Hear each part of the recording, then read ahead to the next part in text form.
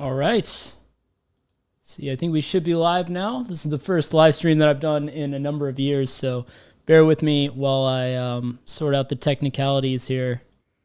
Let me just check that everything is running okay. And let's see if it will tell me the view count as well so I can see who all's in here. I'll just go ahead and start. Yep, looks like we're live. And yeah, welcome to the first of hopefully many streams that I'm going to be doing here, doing some CTFs live. This is something that I used to do years ago, but I stopped doing it because back in, man, this was like 2021 that I used to do these.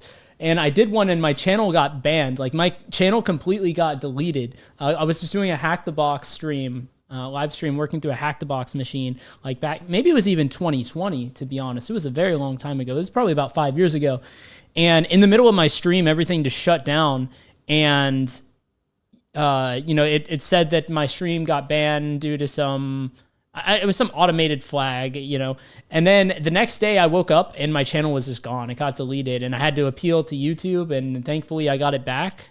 But yeah, those were pretty stressful few days there after that happened. And so after that, I'm like, all right, I guess I shouldn't live stream CTFs anymore. But since then, I think we've come a long way as a community. A lot more people are doing live streams on offensive cybersecurity stuff, challenges, things like that. So I think there's a lot of value in it because a lot of people have write-ups, right, on these CTFs.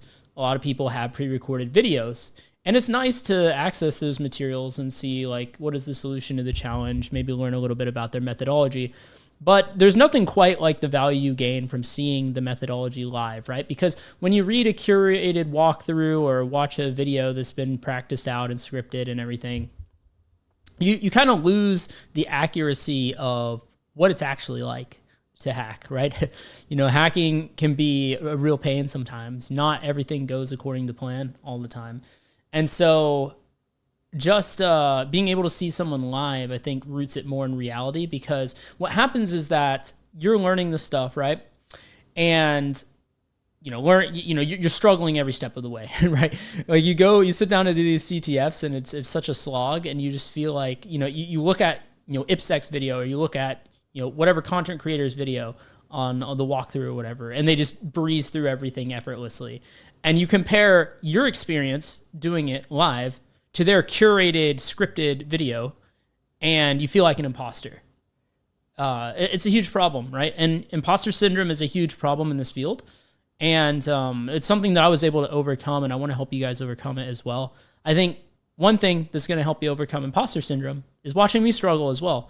Now, on this stream in particular, it's going to be more of a beginner-friendly stream. I'm going to kind of mix and match these. Some of them that I'll do like more difficult, more challenging machines and stuff.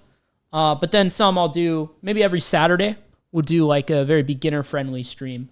That way everyone can engage, everyone can participate. Let me just check the stats on this right now. See, hey, if you guys want to interact with me, let's make this interactive. Feel free to type in the chat if you have any questions or comments or anything like that. And I'm new to streaming, so bear with me if I'm a little bit slow to respond to them, but something I'm going to try to be doing as we go through here. Let me just see. I gotta find it. Here we go. There we go. We got a few commenters in the chat. Nice to see you guys. I want to see if I can figure out. Okay, let me turn on live chat, and now let me see if I can see the viewers. Look around and get stuck. Yeah, exactly. And that's completely fine. That's completely normal. It doesn't mean you suck at cyber. It doesn't mean like you're not cut out for it. People have all these narratives after this happens, and that's part of the issue with the imposter syndrome. But yeah, the reality is the person that wrote that walkthrough, you didn't see the amount of hours that they struggled on the CTF, right? Because probably unless they read someone else's walkthrough, they probably struggled same as you did. But you're comparing apples to oranges essentially. Let me see 1 second here. Should be a way to do this in the pop out.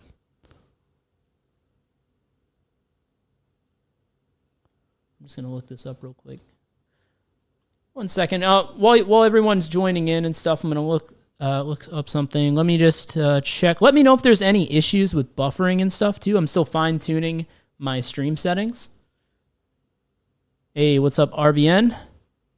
Good to see you.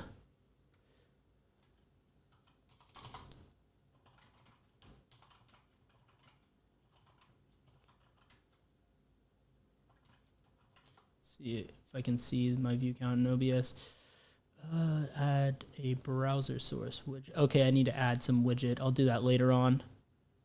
No problem. We'll optimize as we go.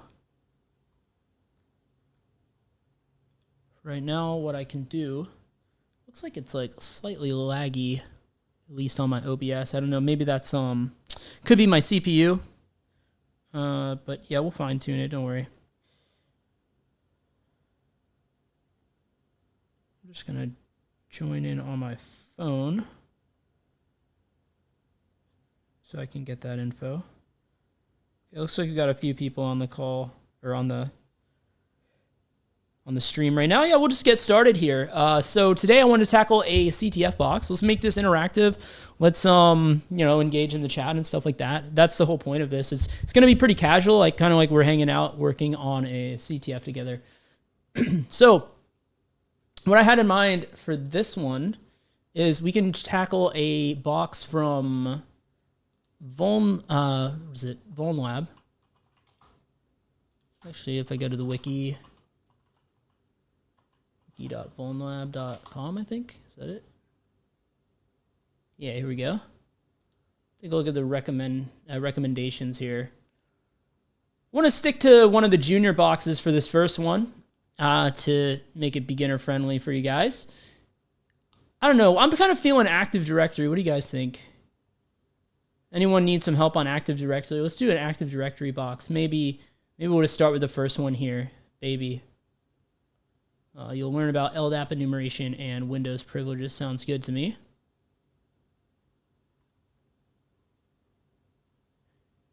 And if we have some extra time after we do this machine, probably run the stream about 2 hours today. We'll see how everything goes. And if we have a little extra time, I can work on a binary exploitation challenge because I think binary doesn't get enough love in the community. People are too intimidated by it. It's really not as hard as people make it out to be. And it's an area of cyber that I really enjoy, so might tackle that later. But let's start off with maybe an Active Directory machine. What are you guys thinking here? Let's see. Oh, yeah, and I'm open to suggestions, by the way, so I appreciate that, Abdo. Any of you guys, if you have any suggestions, what you would like to see on these streams, let me know as well. But Abdo says, I think mentioning the attack paths they look before figuring it out will be helpful for everyone. Yeah, for sure. And I really hope to capture the methodology, my own methodology as I am doing these. Hey, what's up, guys? Good to see you on here. Okay, cool. Can you please play Sneak CTF? You'll have to look into that one. Let me see. They got one going on right now. Oops. Sneak CTF. Fetch the flag. Oh, yeah, the one with John Hammond, the collab with John Hammond, right? Yeah, maybe we'll do this one. Let's see, how long does this last? What's the time frame for this? February 27th. Does it say when it ends? Does anyone know when it ends? Competition. We could take a look at this maybe after. Maybe after, if we have some time, we could take a look at this one. Yeah. Let's take a look at some of these. That sounds fun. Good suggestion. How do you handle feeling demotivated? Well, you're always going to feel demotivated at a certain point because motivation is fleeting, doesn't last forever. When you have the motivation, take advantage of it. But when you don't, at least keep up like a minimum protocol, especially when you're early on, right? Like I'm 10 years in, right, in pen testing. I've been pen testing for a decade now. So I can take like a month off and I mean, yeah, sure, I'm going to be a little rusty, but it's not really going to impact me that much. Whereas if you, like a lot of you guys that are just starting out, if you were to take a month off, it would be really devastating. So you need to make sure that you keep up like a baseline of consistency. Maybe you're not going super hard if you're demotivated, but you still need to be putting in some time. And I experienced this firsthand in language learning as well. Like my Japanese is at a pretty good level because I took it in college. I spent so many hours on it. And so even though I found that even though I went like 6 years without speaking any Japanese, when I went to Japan in December, I was able to unrust myself and get back into it easily. Whereas right now I'm learning Thai and I've taken like a month off of Thai and I had to start over completely because the more proficient you get at a skill, the more that will stay with you in the long-term memory. So especially as you're learning this stuff, it's really important to be consistent. All right, yeah, let's just get started here, and I'll catch up on the comments as we go. So the first thing we're gonna do, I'm gonna go ahead on Discord and start up the server because that's how VulnLab works. It works through Discord, so I'm just starting it up. I'm already connected to the VPN, so we're able to hit the ground running here. And on the side, I'm gonna be adding to my Obsidian notes because one thing I'd highly recommend is always take notes on this stuff for sure. So this is the IP of the machine here. We're going to start off by create one for streams. We'll say Victor streams. And this box is called baby. So I'm going to make a directory for that, go into there, and then I like to create like these 3 directories, loot, scans, and exploit, so that I can place stuff. And in scans is where I like to hold my scan data for Nmap and stuff like that. Because right now, we know nothing about the target server. All we have is an IP address. And so that's our starting point. So we need to figure out, what is this server? What is it used for? What services are running on it? And so the tool we're going to use for that is Nmap. Go over here. Network mapper. Network exploration tool. And security port scanner. So a lot of you guys are probably aware of Nmap, right? So I'm just going to do like a default scan here. Just do the top 1,000 ports because I'm not even going to specify. I will save it to a file called, so I'll call it TCP. I just plug in the IP address here. Sometimes I like to run it with the -v flag as well. Now, here is a common thing that will happen in Windows. I'm glad this happened. Why does this happen in Windows? A lot of times you scan a Windows host by default. Actually, like if you were to just create a Windows VM and you try to scan it with Nmap, it'll say it's down. Does anyone know why? Can you share the screen? Oh, am I not sharing the screen? Oh, my bad. Yeah, I thought I was. Wait. Oh, you're right. Yeah, I'm just sharing my face. Sorry about that, guys. Thank you. Ironing out the kinks here. Let me do this again, right? So I created a folder called scans. I'm running Nmap. Right, this is the Nmap command that I'm running here. You can throw in the -v flag so it'll show the ports as it finds them. Press enter here. I'm going to start scanning. And it says the host seems down. This is a common thing that's going to happen when you scan a Windows host. Does anyone know why? Oh, yep, there we go. Anto in the chat called it out. It's being blocked by default. So by default, it is blocked by the Windows firewall. Ping is. So whenever you Nmap scan something, and this is why it's important to know what your tools are doing behind the scenes, it's actually sending a ICMP request, so like a ping packet, to confirm that the server is up first. And because that ping packet is getting blocked by the firewall, it never gets a response back, and it just says the host is down and doesn't even try to do anything else. The way we can get around that is by adding in TACPN, which is to omit that and just treat it as up. Here's where I probably should have added the -v for sure. Yep. Ping packets are blocked, yes.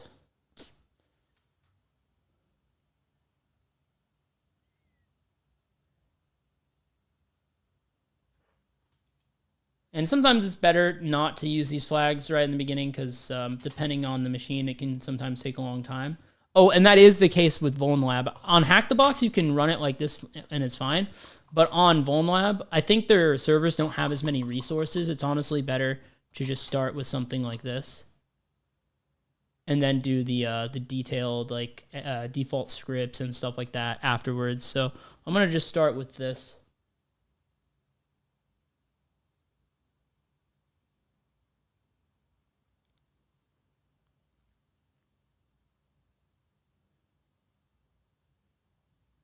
Should be connected to the VPN. Oh, we got an error here on the VPN. Handshake failed. I actually might not be connected to the network. So that's something that I should always verify first. So if I check here, see if I have, and I do not.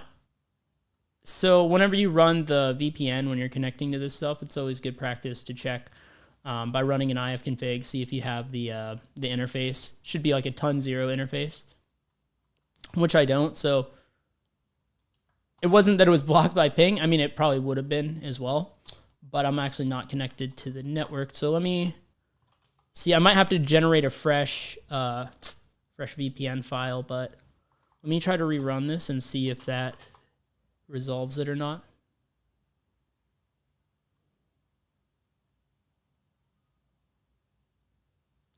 Specific to Windows, yes, it is. On Linux, there is no default firewall rule that would block it. Yeah, I might need to regenerate this.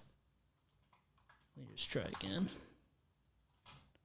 Okay, let me go ahead and do that on the side because I don't think this is going to be connecting.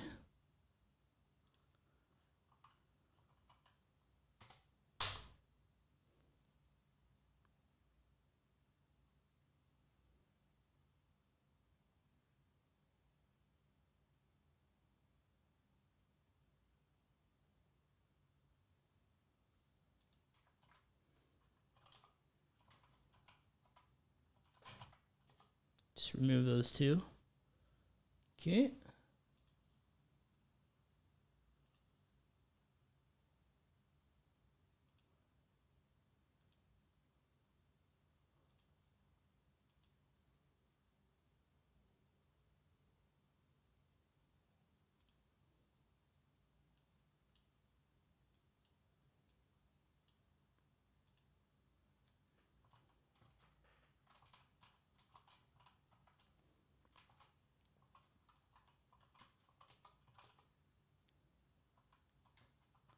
Let's rename this.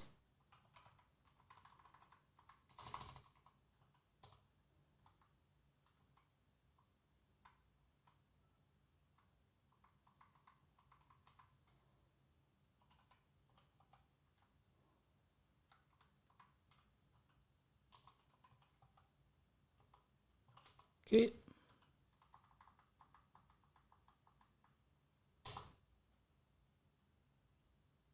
Okay, that looks better. Let me just verify. And yeah, this is what I was expecting to see, a ton 0 interface with an IP for this network. So now we should be connected. So let's try and run this again. And there we go. We instantly see a bunch of ports open.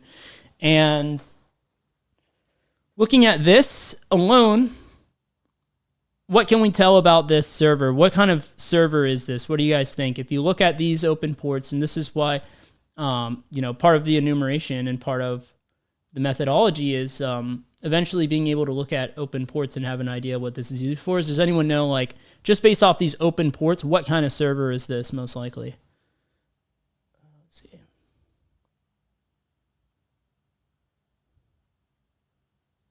Do you find Windows machines harder to own than Linux? I actually find them easier because especially Active Directory, there's a very limited number of things that it can be in Active Directory versus if you're doing like, I don't know, some Linux box that's like running a web server, there's almost endless things that it could be, things to look into. Yeah, I find Active Directory to be easier for sure. Windows in general, I think, is easier, in my opinion at least. Because of 5380. Well, it is a domain controller. So yeah, kind of related to Active Directory, definitely. But you could have 53, because 53 is DNS, right? So if you have a Linux server that's a DNS node, it would also likely have 53 open as well. The real giveaway is 88, which is the Kerberos port that you see on the domain controllers specifically. This one is the big giveaway, and especially if you see this paired with, 389 and 636 for the LDAP services and LDAP-S, 464K password. When you see all these combined, for sure, like this is definitely a domain controller. Yeah, 88. That's what I said. Yep.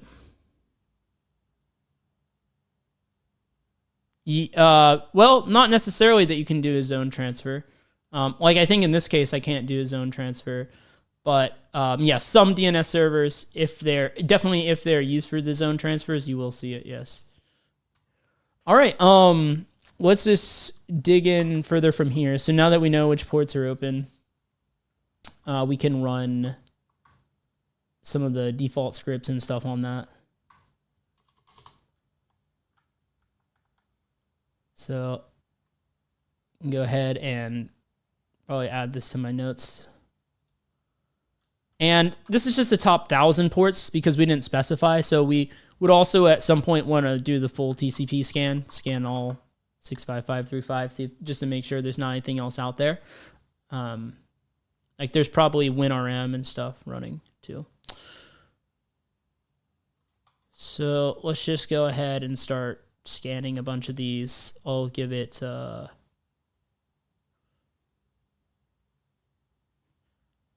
let's see here. Since I'm doing it in the background, I can honestly just tell it this now. Let that run in the background. I'll overwrite this file, that's fine. I have it on my notes. And while this is running in the background, I can start looking into the different services here. One that I personally like to start it with a lot of times is SMB on port 445. So we could just start there. So with SMB, I like to use netexec. So here is a previous command, but I don't want to be prodding into that. SMB is where we can start. So we don't have any credentials yet. I like to look for anonymous access or like guest access. So we can look at like a username guest, empty password, and we want to put in the IP, which is this one.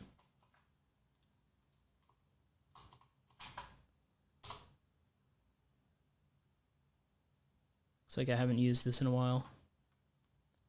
Okay, so by default, this guest account is disabled. And but we do still get some useful information from this. So we can see this is Windows Server 2022 most likely. And we actually have the domain name. So this is actually pretty valuable information. So we're gonna wanna go ahead and enter that in.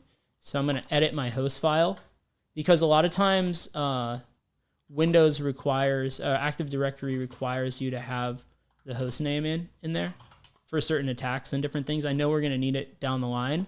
So let's just go ahead and add it now, is the idea. So we'll do baby.vl and baby. And probably put baby DC as well. Now we have that in our host file. So yeah, SMB version 1 is disabled, signing is enabled. So all that is secure. It's good on their part. Will you make 80 course pen testing cloud sec? I already have both of those actually. I have an Active Directory course, Active Directory pen testing course, and a cloud pen testing course as part of my mentorship actually. Usually port 53 UDP. Yes. Usually, and pretty much always DNS always runs on 53 UDP. Occasionally, it will also run on TCP 53. On DCs, yes, it is common on DC specifically for it to be TCP 53. Okay, so let's keep looking into the ports here. That's a low-hanging fruit thing that I would look for, though, by the way, is guest access. Let's look into LDAP. LDAP is a really good one. It doesn't look like there's any web server unless it's running on a, a non-common port that's like higher up that we didn't see yet. Oh, and this actually finished. So one methodology thing is you always want to have your scanning running in the background. So as soon as you have like everything sitting here idle, like no scans are running, and there's more to enumerate, you should just go ahead and kick off the next one. So that's what I'm going to do. I'm going to do TAC-P-TAC. This is a shorthand for this. So a shorthand for this is this. It's all TCP ports. And I'll save this to a separate file. We'll call it full. Just get this going in the background. And actually throw it in with the verbose flag because this could take a while. But in the meantime, we can see if the default scripts picked up anything. Doesn't look like they really did. We got this information from SMB. So yeah, the next thing that I'm going to do is start looking into the LDAP service on 389. Which, by the way, if you ever saw this on a real pen test, I would report this. And that they want to disable this because LDAP is an unencrypted protocol, just the standard LDAP. They want to disable or like firewall off at least port 389 and just use 636. This is the SSL encrypted version of LDAP. This is LDAP S. So that would be like if you found this on a actual pen test, that's what I would report. So let's go ahead and start enumerating LDAP. The LDAP query commands are super weird looking, so I'm going to actually look them up. And yeah, just showing you guys. I look stuff up as well. No worries there. Let's go Hacktrix. That's one of the go-tos. I think, did they switch the name? Where's Hacktrix? Oh, is it HackVisor now? Is this the new, is this the same site? Or is this a different site? Maybe this is a different site. As long as it has the information, I'm cool with it. Okay, can connect to an LDAP server, perform a search with LDAP search command. Here's an example. I definitely have it in my notes as well. But we can take something like, let's see, server information, LDAP server base. Yeah, this one looks good. Let's take this. So LDAP server, say baby.vl. And let's see, it's not liking something. See if it says anything up here. Invalid option H. Let's see, which one is for host? It gives us the flags here. Maybe that was a different version of, let's try the capital H. Because maybe it's like in the new version they changed the flag or something. Could not parse. Okay. Well, that's for a URI. Let me check my notes and see if I have anything up to date on this.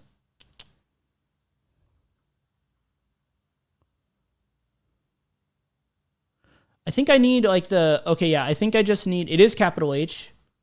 I just forgot that I need the LDAP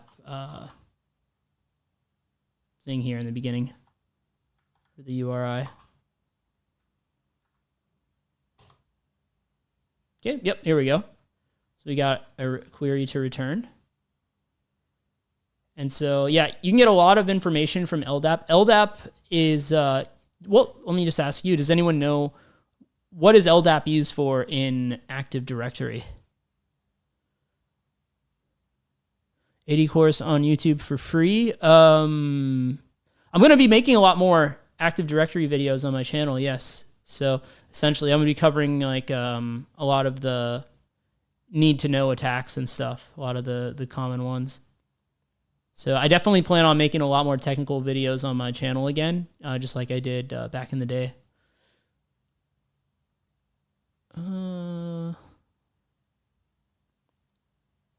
Oh, really? Hacktrix got blacklisted by Google. I didn't know that. It's interesting. That's crazy. Wait, is it .com or like, wait, can I go to it directly? What is it? Hacktricks? Is it .com, .net? I don't remember.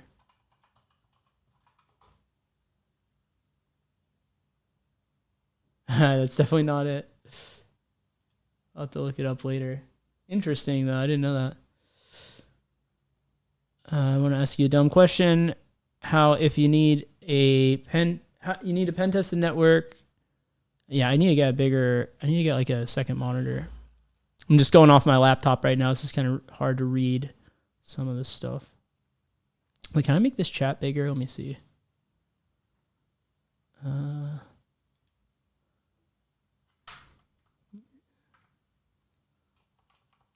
I can. Okay, cool. Yeah, I need to make this chat bigger for sure. Okay. Hi, Ryan. Want to ask you a dumb question. How if you need to pen test a network that all port is filtered, I assume it's blocked by firewall. Yeah, you need to talk to the team and get them to allow you on the firewall, because otherwise you're not going to be able to, unless they want an external test done. In which case, yeah. But yeah, they should give you access to the network to test it if it's an internal assessment. Okay, let's see here. Yeah, so we got this query to return. Let's see what information we get. There's a lot in here.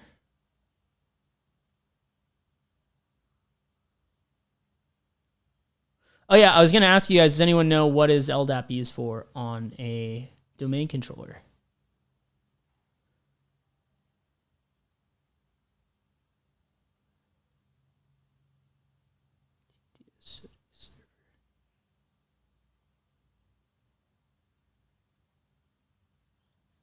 Please answer. Answer what? What are you doing right now? Yeah. From VulnLab, yes. Yeah. VL stands for VulnLab, yes. So yeah, LDAP is used as the database for Active Directory. That's why you see like this structure here, like these CNs, common name. It's basically like you could think of it as like a database query, like the database for Active Directory is on LDAP. So because it's like the database, we can query various things. We can query a lot of different information.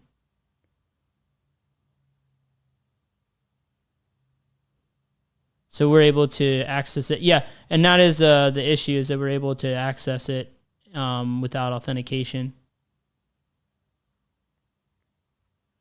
So, for example, one thing that we can do is we can attempt to get all the users from the database, from the LDAP database, with, let's see, LDAP search.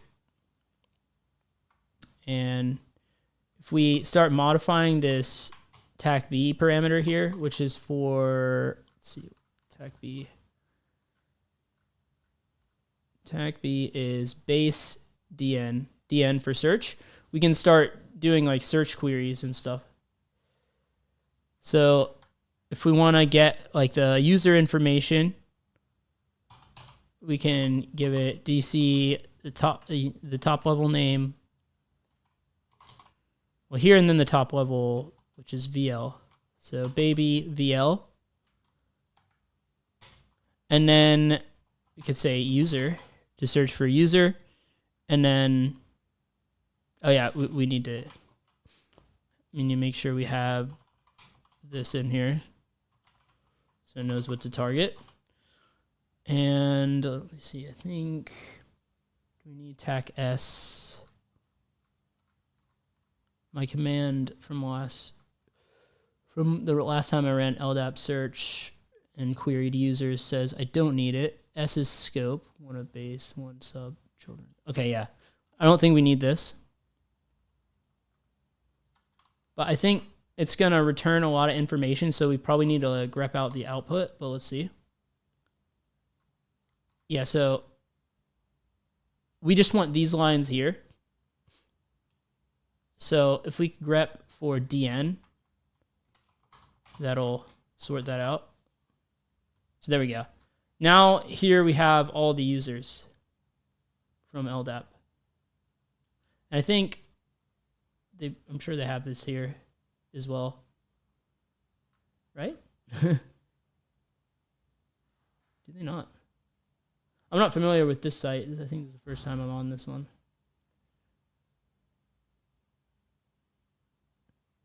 So yeah, normally in a properly configured server, you would need to authenticate first. So with the bind, the TACD, you'd have to do the bind first and provide credentials. But in this case, the vulnerability is that it allows us without credentials to just start querying it. Oh yeah, here we go. Enumerate users right here. So this would be another way to do it syntactically. Probably this would result in the same. So there's a lot of similar ways to do like the same thing. So what we could do from here is we need to strip this out to get the valid users. And here's where like having some Linux knowledge can be pretty helpful. I'm trying to think how I want to do this. We don't know like the formatting of the usernames. Like these are their these aren't the usernames. These are like the. Actually, they might be the usernames. Actually, they might be, but I think. Yeah. What we could do is we could try to script this out so that we just get these in a file. So let me just copy this. And I'm going to go to my loot folder. cd loot. And I'll make a file called users.txt. Paste that in. And if we want to try to like strip this out, we can start doing some cuts and different stuff like that. So we could do like maybe like cut field 2 delimited by space.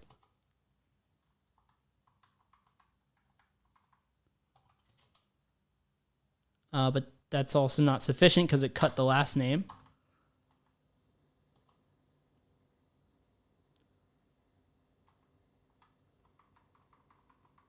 Field 2, comma 3. Yeah, that works. That's a little closer. Write that to a file.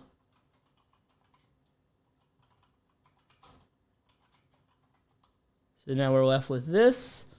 And then we can say maybe cut field 1 delimited by comma.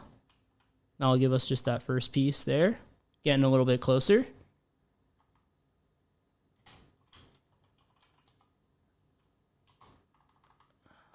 And then let's say cut field 2 delimited by equal sign.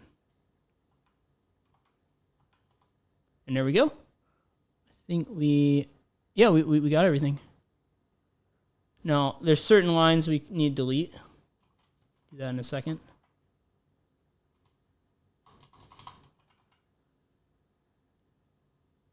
Oh yeah, by the way, there's a reason that I'm writing this to another file. If I do this, why wouldn't I do this? Can anyone answer? Why wouldn't I just write this and just pipe it to the file, you know? People that have hacked and have felt the pain of this, they know why I can't do that. Does anyone know why I can't do it like this? What would happen if I pressed enter here?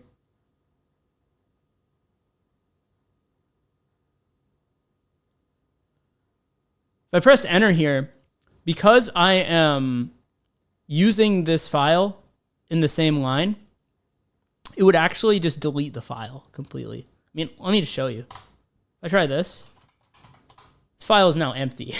So that is a reason why I write it to another file first.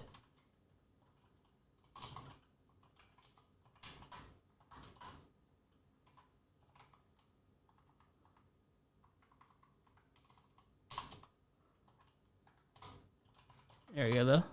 That works. And then if I just edit this file, I can just delete some of the lines that are not too relevant here. Delete these two. This one. Some of the groups. Just delete all the groups so we just get the users. Okay. Not sure if dev and IT are groups. They sound like groups to me. I don't remember. But that's good enough, yeah. So we got a list of usernames now. Let me catch up on the chat here. The team need me to bypass that firewall. Oh, it's an external assessment? Then yeah, then you gotta play by the external rules then, yeah. Gotta do like your OSINT and all that. And whatever else is in scope for the assessment. Let's see. Please answer. Oh yeah, I answered that already. Oh, yeah, lightweight directory access protocol. Store and manage data. Yeah, basically like the database. Yeah, fairly similar to running queries on SQL. We're basically just querying a database when we're entering the LDAP queries, yeah. It was result in empty. Yeah, Arun knows. Arun has felt the pain. Yeah, I made that mistake many times early in my career. But yeah, let's go from here. What we can do, actually, so we have the, go back to that previous LDAP search command. We were querying the users this last time, right? What we can also do now is go through each user and start reading like the description field because that's something that you definitely want to be enumerating for any potential secrets or anything like that.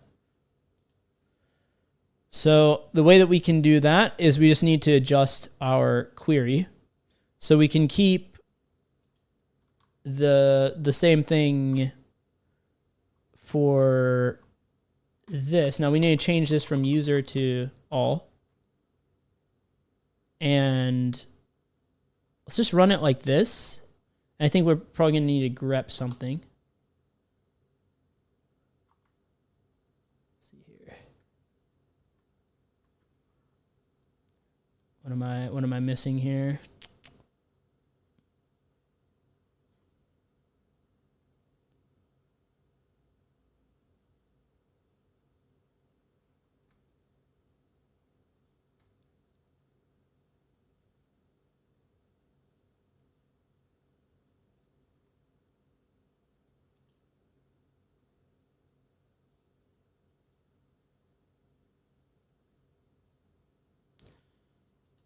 Let me check my notes here.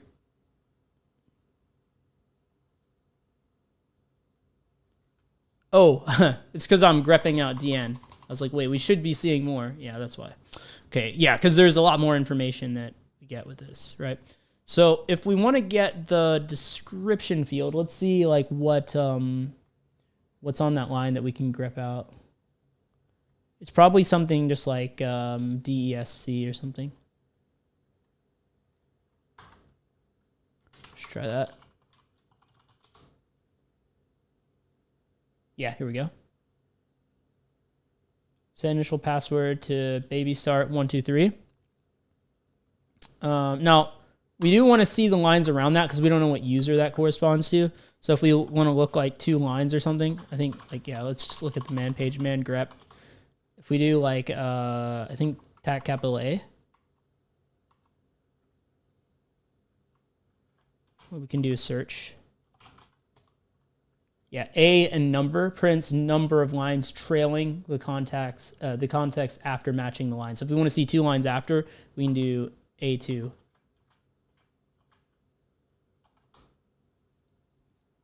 So there we go. We see it there, Teresa. So on the Teresa user, that's where we have that. And actually, if I go back, so we got creds now. Let me save that.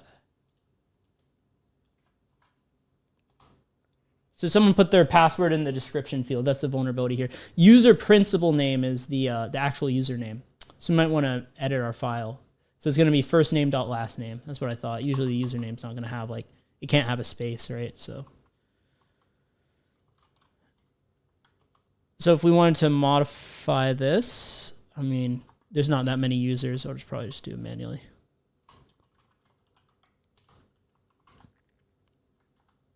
So now this is like a proper user list. So we just modify this.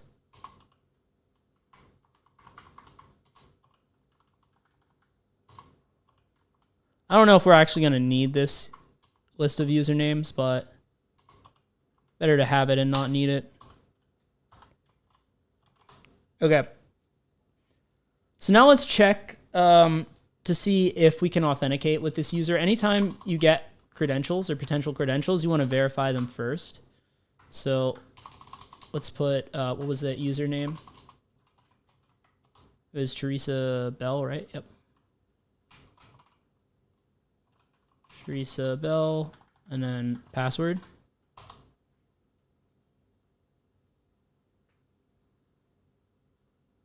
Okay, so it is not valid, so that's why we wanted to check that. So it could be that this was like a default password, and then it got updated, or maybe it needs to be changed. Because also, if you have like something as a default password, it might prompt you on the next sign-in to change the password.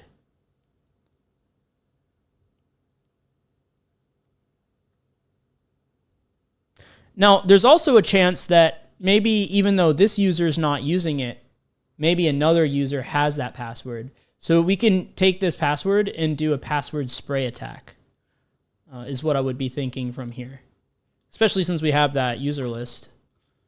So there's a few ways to do that. One would be to use, we could use crackmap.exec or netexec now. Used to be called crackmap.exec. So instead of specifying a specific user, we can give it our users list and then give it this password. And then we can say tac no brute force. And now it'll go through and password spray this list. And a password spray is kind of the opposite of a brute force. With a brute force, oh, here we go. That one must change. So this is actually valid for Caroline Robinson, but it must change at the next login. So we can actually use a utility to reset this password. Now, a password spray attack, if you guys aren't familiar, it's kind of like the opposite of a brute force. With a brute force, we're taking one user and we're just hammering them with a bunch of passwords, seeing if any are valid. A password spray attack is the opposite in that we are just taking one password and attempting it one time per user, and we're actually just sending it to a bunch of users and seeing if it's valid for any user. Which one is more stealthy, do you guys think? Brute force or password spray? What do you guys think? Depending on how you do them, they're both fairly noisy still, but one is more stealthy than the other. What do you guys think? Let me pull up the chat. Yeah, Vuln Lab Machine. Yes, correct.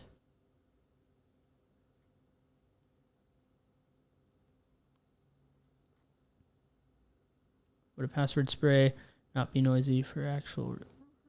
Now it is noisy if you do it, in rapid succession like we did here.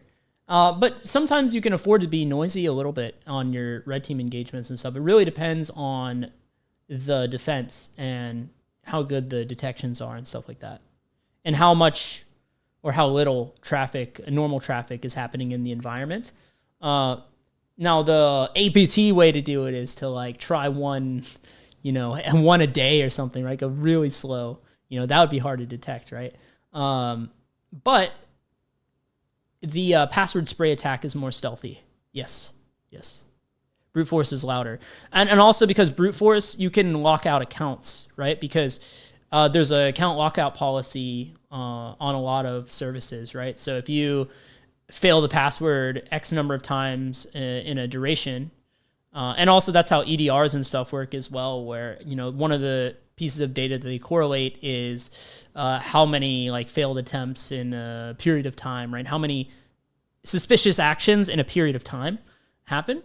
So that would be one indicator. That would be caught pretty quickly for most everything nowadays. Whereas a password spray, depending on how you execute it, it can be like fairly stealthy. Of course, if we just do it like this and we're just attempting everything, boom, boom, boom, boom, boom, that would be the noisiest way to do it.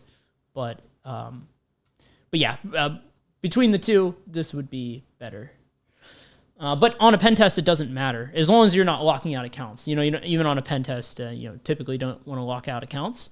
But aside from that, on a pen test, you can use either one if you're not going to lock anything out, if you have permission to. So, because with a pen test, you don't care about stealth, you care about coverage. But yeah, it looks like this account here, the password is valid for Caroline Robinson. So we're going to want to reset the password because we can't just outright log in with this. We need to actually change the password. We could do that with a utility. I've done this one before. Let me check my notes. I've done this password reset before, not this box. But yeah, SMB password is the command line utility we can use to reset the password. So the way we'll do that is we'll say SMB password, tac u, baby. So the, what's it called? Where was it? Yeah, the host name and then the domain name and then the user. So Caroline Robinson. Tac R to reset the password, and then we need the IP address. So this here. And so it's going to first prompt us for the old password. Put this in. And the new password, I'm just going to put as start123 exclamation point because I think you need like a certain level of complexity or it will fail. So make sure we have that special character in. Okay. Let's see. Machine reject to change password error. Trying to update the status indicates some password update rule has been violated. For example, password might not meet length criteria. Okay. Maybe I need to make it longer. Maybe I'll make it 1, 2, 3, 4 or something. Okay. Maybe I'll just add an extra exclamation point. There we go. I guess I made the password too short the second time. Or the first time around. So now let's check to see what this user has access to. It's a cyclical pattern. Every time you get access to a new thing, you start the recon process over again, or the enumeration process over again, I should say. Not recon, but enumeration. So now we need to enumerate from the perspective of this newly compromised user. Let's check the shares first.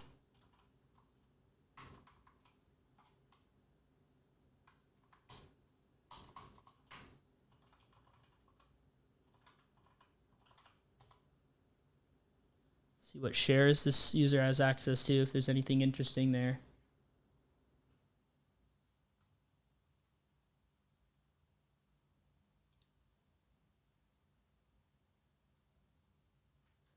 And yeah, if there's any questions that you guys have as I'm going through this, let me know.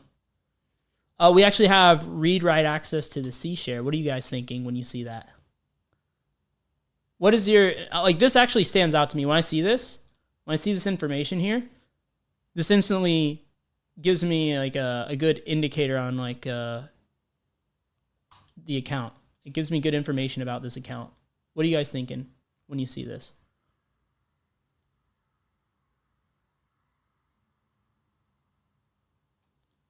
What does this bring to mind? Like what crosses your mind when you see this?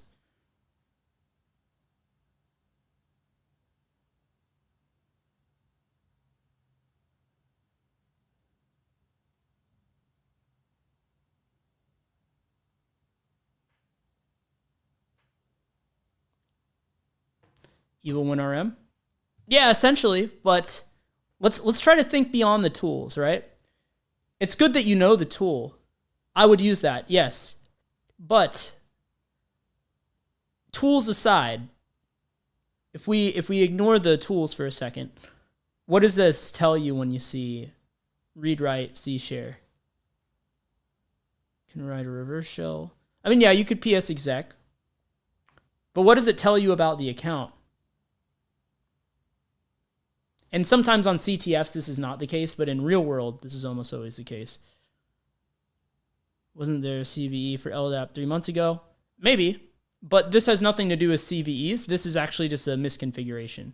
The misconfiguration is that it wasn't secured by a password. It was just open access. So that's not really on LDAP protocol developers to patch anything there. It's already secured, but the people just misconfigured it. Manipulate files, automated jobs, maybe. Okay, we're trying there. Admin access, yes, on a real pen test. Sometimes not on CTFs, but on a real pen test, when you see this, it means this is probably an admin account. Because by default, only admins can PS remote into systems. So if you ever get access to an account and you see this, you probably have access to some kind of administrator level account. Privileged account. Yes, yeah, okay. You guys are on the right lines. Yeah, perfect. So yeah, that's the next thing I would look at is to see, okay, well, I should be able to win RM. So let's confirm that. Let me go back here, delete this. And so we can confirm it here, or we could just straight up run evil win RM or something like that. Yeah, access the C share, yeah. But in this case, I'm just going to use the evil win RM utility to access it.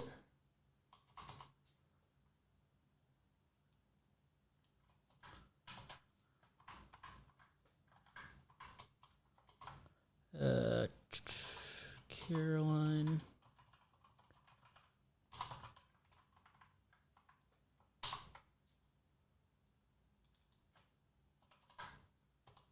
Okay.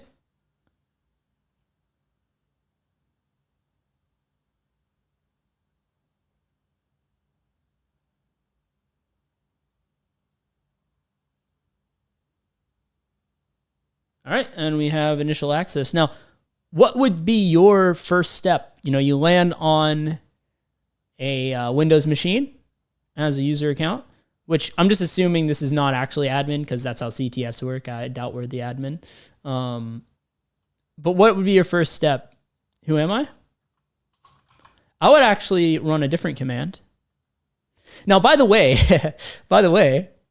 this is the rabbit hole here.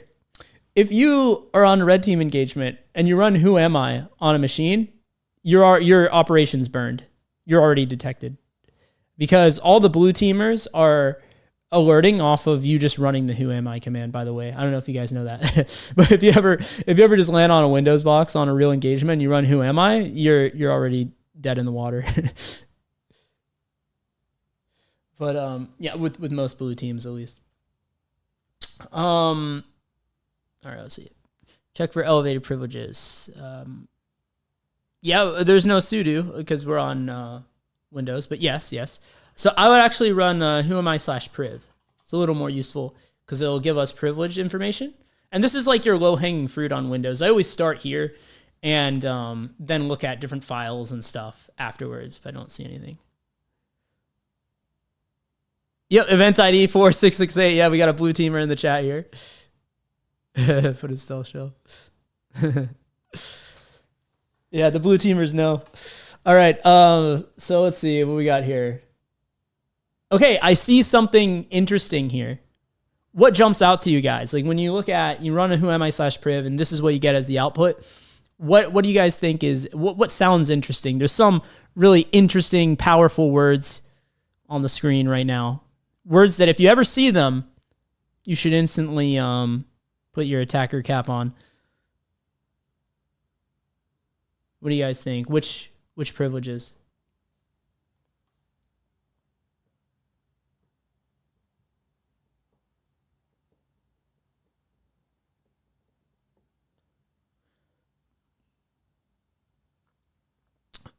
Anyone want to try to take a guess at this? Which privileges are interesting out of these here?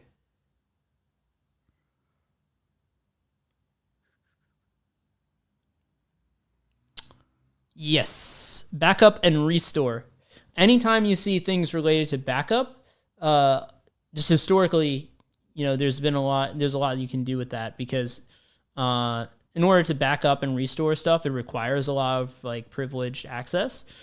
And because you need to back up everything. So the backups need to have access to the stuff in order to back it up and to restore it. So yeah, both of these here, really, these two. So actually, I can tell you just off the top of my head that if you have both of these privileges, you can escalate to administrator. And historically, this is the article that I've used. I got it in my notes here. I'll pull it up for you guys.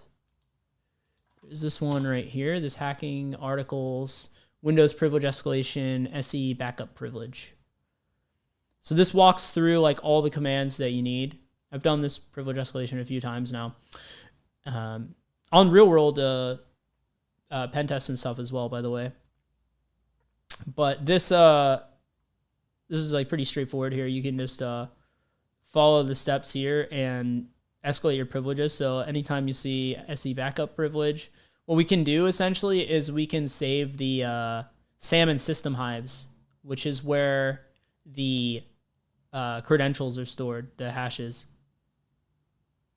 So if we have that, then we can dump those hashes, and then we can just pass the hash to authenticate as administrator.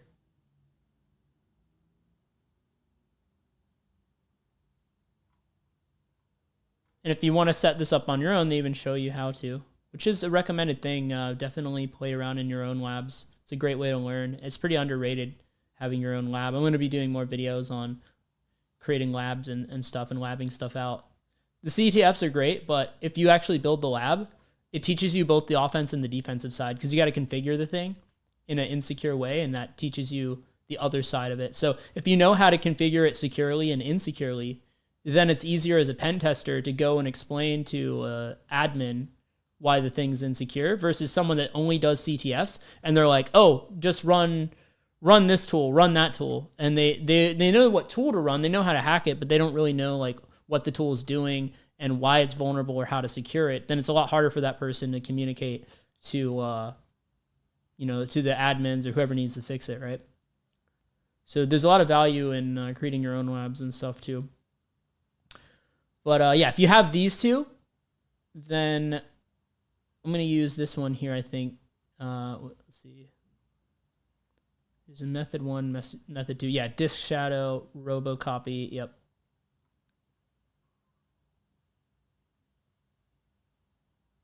Put it in the chat if you guys want to check it out on your own time as well.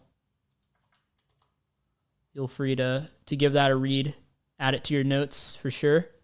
Because like I said, this is one that I've seen more than once. So yeah, let's just go ahead and exploit this. I'm just going to go off of what I have in my notes from the last time I did this. So I use PyPyCats for the registry hives. Okay, yeah, afterwards, yeah.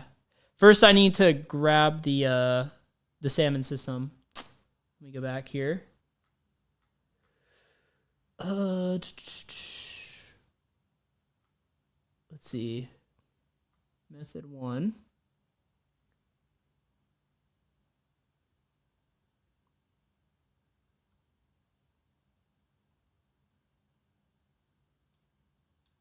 Like standalone. Okay, yeah, it's different on the domain controller. So yeah, that's what it was. Up here, I think this would be on Windows 10. Yeah, on Windows 10, it's a little bit more straightforward. On the domain controller, there's a little more steps involved, as we see. So on the domain controller, okay, they log in, they verify those permissions, and then see what's going on here. Upload. Okay, first they create a file on, is that just the guy's name, I think? Raj? I think it is, right? Yeah, it is. So we can name this whatever we want.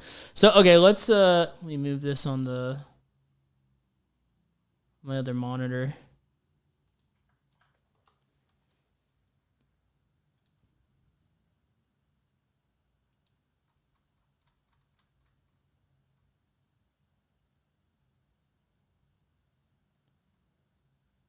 Okay. So I'm going to need to create this file first. So I'm going to create it I'm in the loot folder already, so I'll just create it in the loot folder. Keep things simple.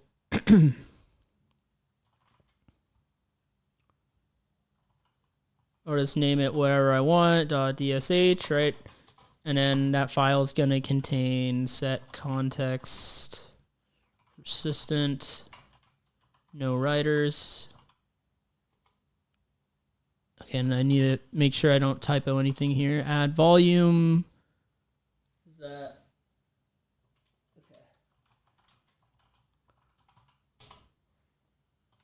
Create, expose.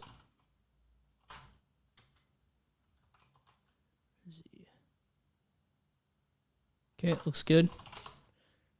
I'm going to save that, and then I can upload that. cd ctemp. Ctemp is typically a world writable directory. Okay.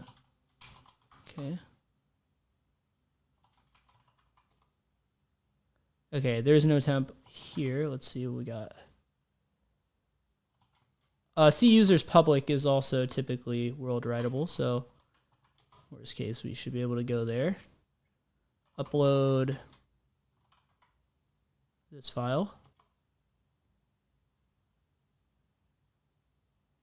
Okay. So we have uploaded it. Oh, we need to convert it. There might be some issues with the format of the file. So let me just go ahead and delete this. Wait a minute. Can I not? Let's see. Maybe it won't allow me to delete it. Okay, yeah, it did. Okay, that's gone. I want to make sure that it, because I saw in the article they do a Unix to DOS, because there could be something with like the end of line characters that will mess with it. So I'll convert it to DOS format, and then I'll upload it again. And now that I've done that, we can do a disk shadow /s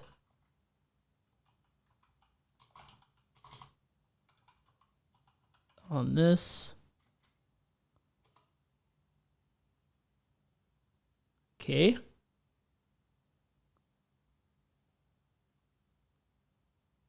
The cat metadata can be stored in the current working is read only.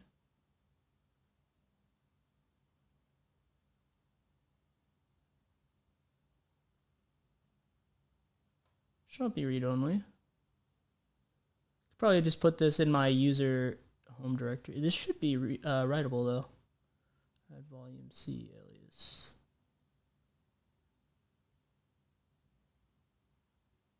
It's definitely writable. We wrote that file to here.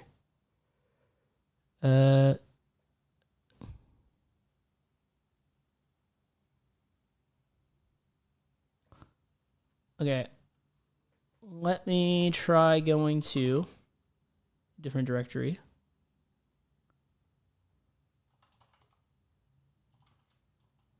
Try going to my own users directory.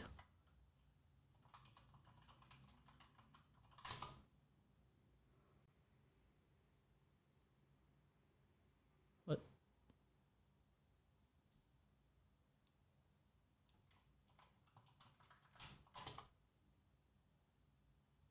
Not sure what I typoed there. Onto the desktop or something. I'm just going to re-upload this.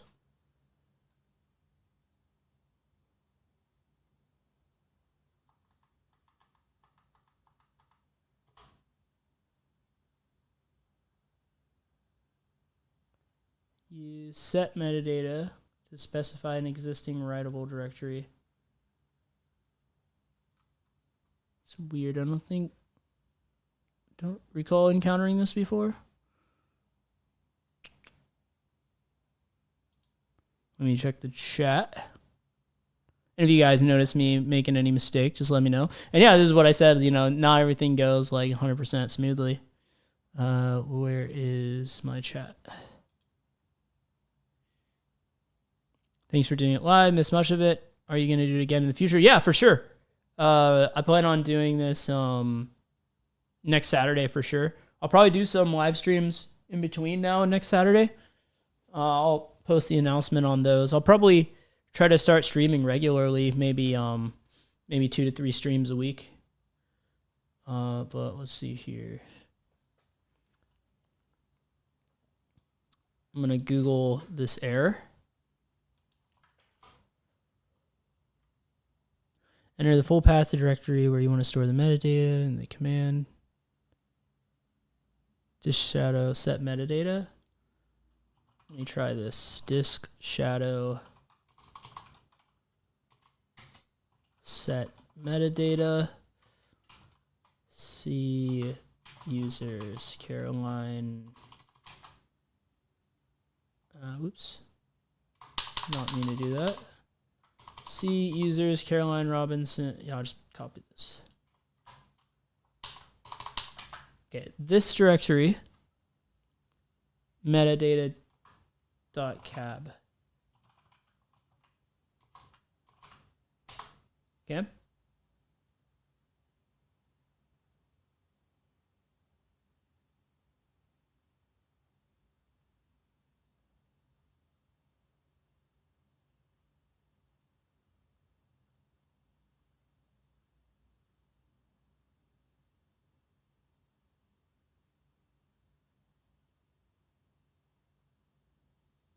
Not sure how long this is supposed to take.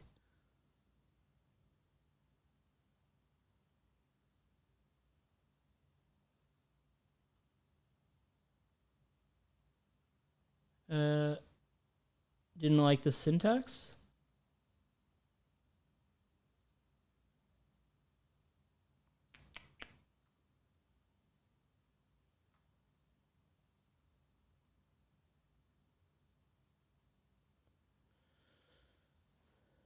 So yeah, that's what I got from some AI thing. Let me try to look on like a Stack Overflow or something.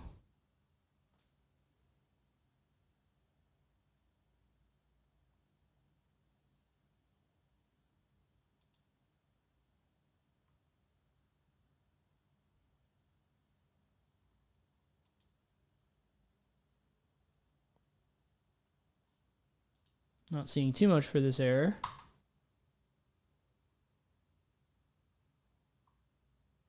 Try like, yeah, it's saying that I need this, and then my options are /s or /l. /l is for a log file, right? But I don't know if that's the same as metadata file.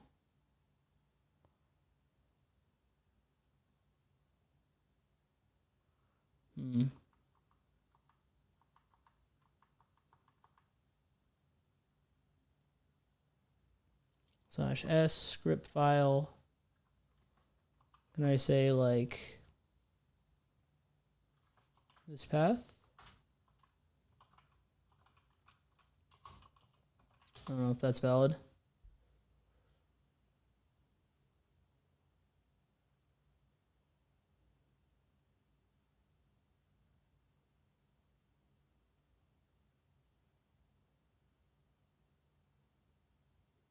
It's definitely not read-only, because I wrote here. Oh yeah, and here's the flag as well, which I didn't bother to get earlier, but we have it.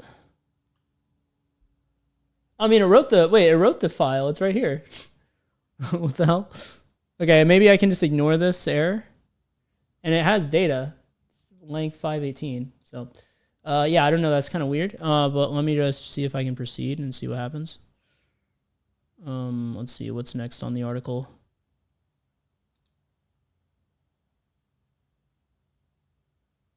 So next is the robocopy command.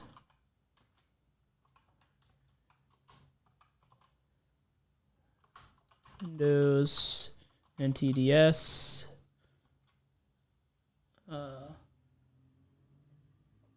Dot. This looks kind of weird. Let me just copy and paste this.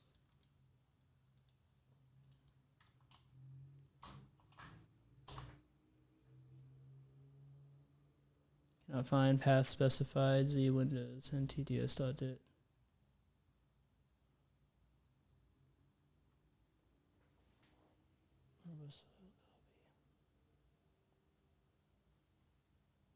Yeah, I wonder if it has to do with that error that we got.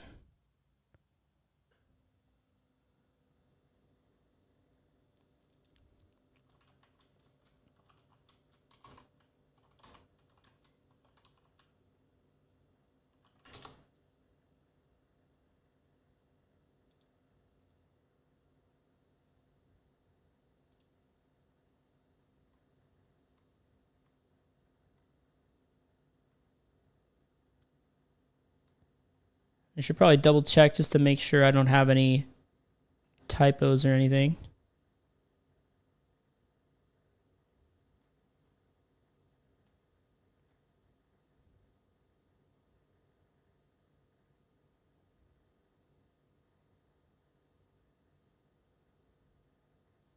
Okay,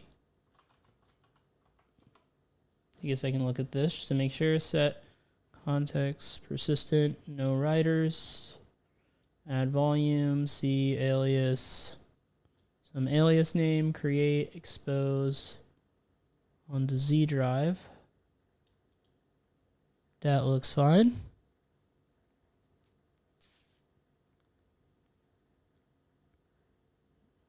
Convert it.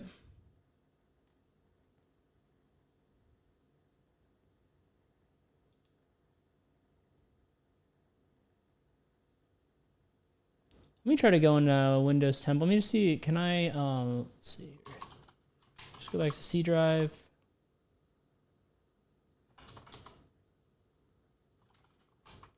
Oh, I think I tried to go to C temp instead of C Windows temp. That could have been it. That actually could have been part of the issue. Because there should be a temp. Yeah, there is a temp directory right here. That's where they went in the article. Let me just go in the exact same directory as them. So I'm reproducing it the same. And then let's just upload it there.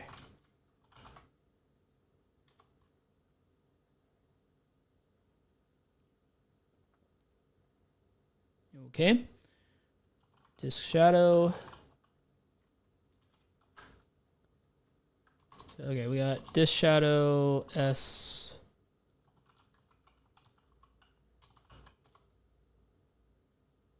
Okay, yeah. I don't know. It was very particular about the directory. I guess we need to do this in the temp directory due to some weird permissions thing. Okay, great. So that worked for sure this time. So now let's run that robocopy command. Robocopy. Just make sure I'm typing this right. Windows NTDS NTDS.dit. Looks good. Okay. So now we have the ntds.dit file right there. And so now we can just download that to our machine.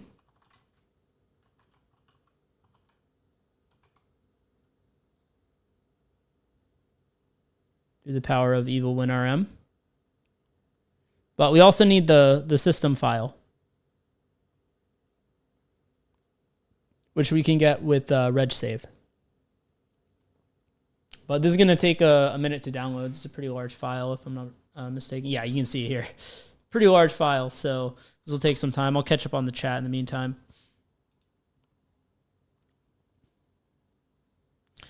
Because we're mapping this drive, that was what that command did. Like if we scroll up, hopefully my buffer is big enough. It might not be. Okay, yeah. So when we ran this command here, this disk shadow, it's using like VSS shadow copy or whatever, and it's actually copying it from the C drive to the Z drive. See, it says if you look at the output, it says that it created the, where was that? I saw the line somewhere. Shadow copy was successfully exposed as the Z drive, and that's because of that script that we have, the one that we ran here, where we say to create this volume and expose it under this name here, under this alias. So we're saying here in the script to create that, because this is like I guess this is like a disk shadow file. I guess that's what the .dsh extension is, right? Like, what is a DSH file? It's probably something to do with disk shadow. There's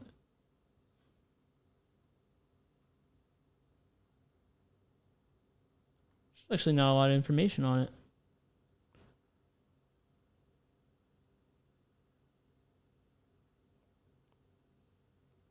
Actually, there's not as much information on it as what I would think, but that was what we got it to run our script, right? So it's there, and if you look at the output, it shows that like that's where it actually created the exposed the Z drive. It's copying it from the C drive to that Z drive. Destination, source, and then from there we're just transferring it over to our machine. Yeah, it's going to take a minute. Yeah, the article will explain it a little better. It's been a while since I've done the attack.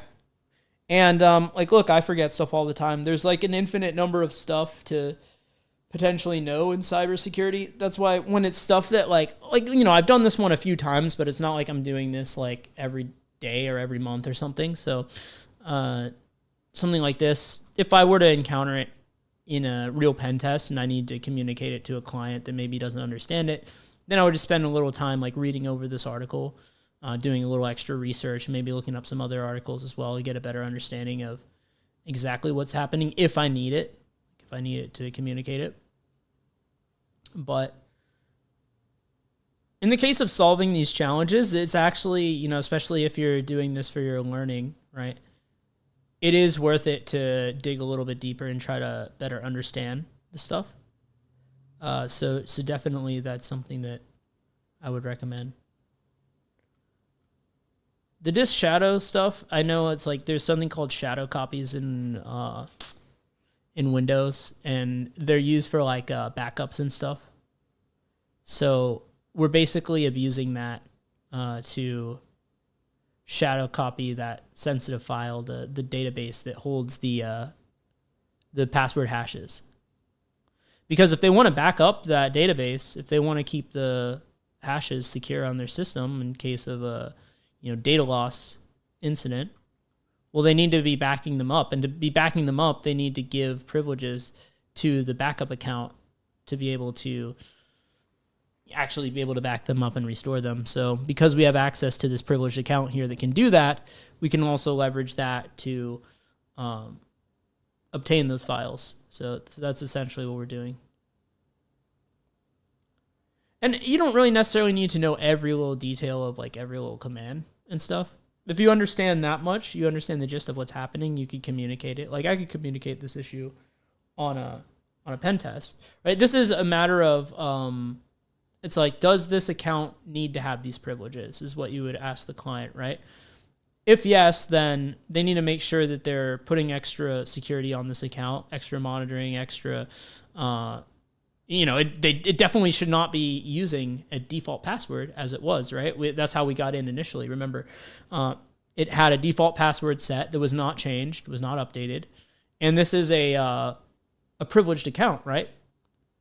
And so they need to be placing additional scrutiny on this account if it needs these privileges. And if it doesn't, then they need to remove these privileges, right? So that's the idea behind it. Check the chat. Buddy has his OSCP in a few days. Nice. Yeah, best of luck to him.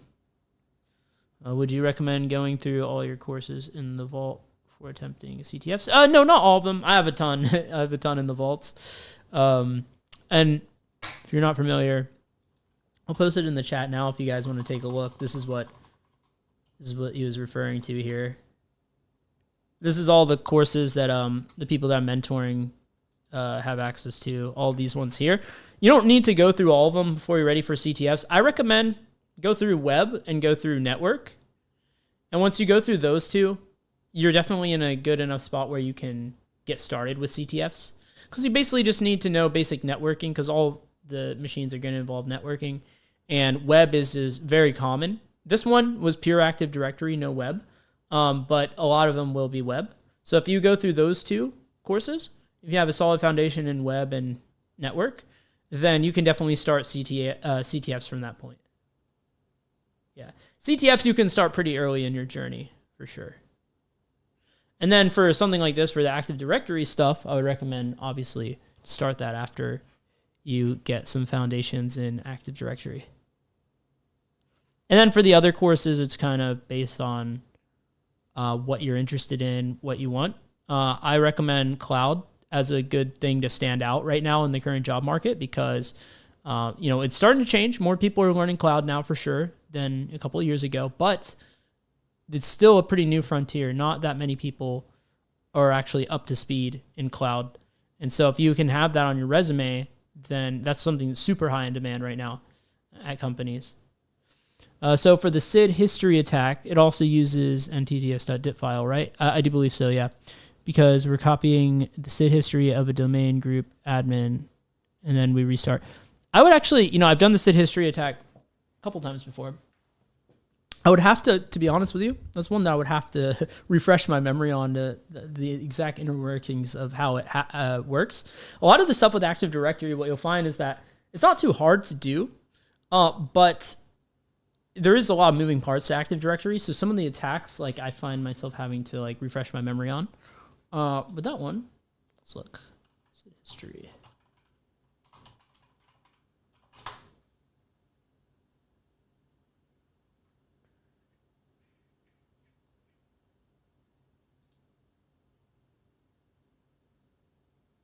Yeah, it's let's see what it said. Oh yeah, right. The history of the domain admin. Yeah, I believe so. Does it use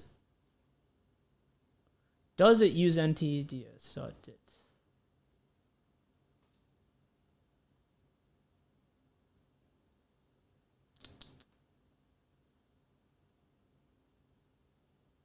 Look up and retrieve the SID of an account, inject it. But what is it doing under the hood to do that? Yes. Yeah, here we go. You can see it's using the SAM hive right here. So yeah, I believe so, yes. As far as I can tell. Yep. Yeah, you can see it here, ntds.dit. Yeah, good question there. All right, that has transferred over. So now let's go ahead and run reg save.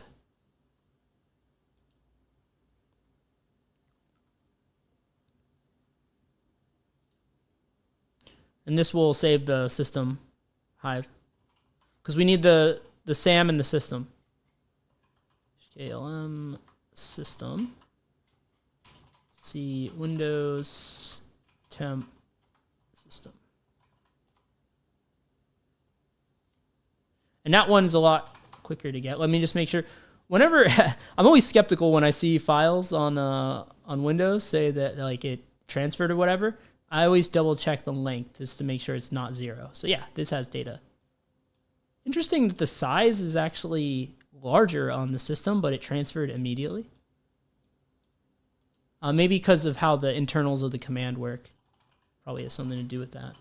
But now I need to actually transfer it to my system. Which actually this step is. Actually, yeah, I think initially it didn't take too long on the other thing. This is the step where it actually takes some time. This realistically might take longer than this other one because it's slightly larger. So yeah, I mean, use this time to ask any questions for sure.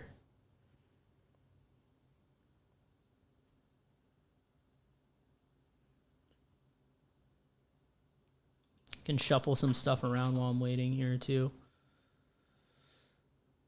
Probably move this into exploit or something just to clean it up.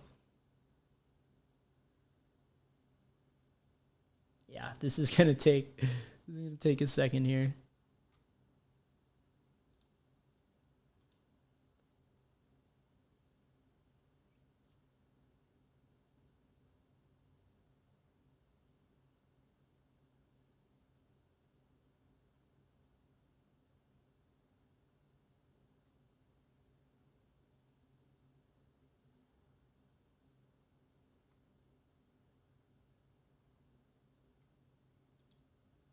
See, do I have PyPyCats?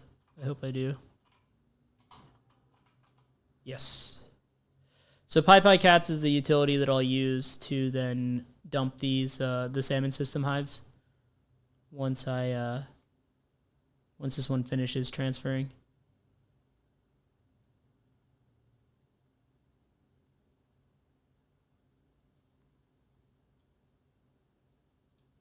And that will result in us getting the hashes if all goes well.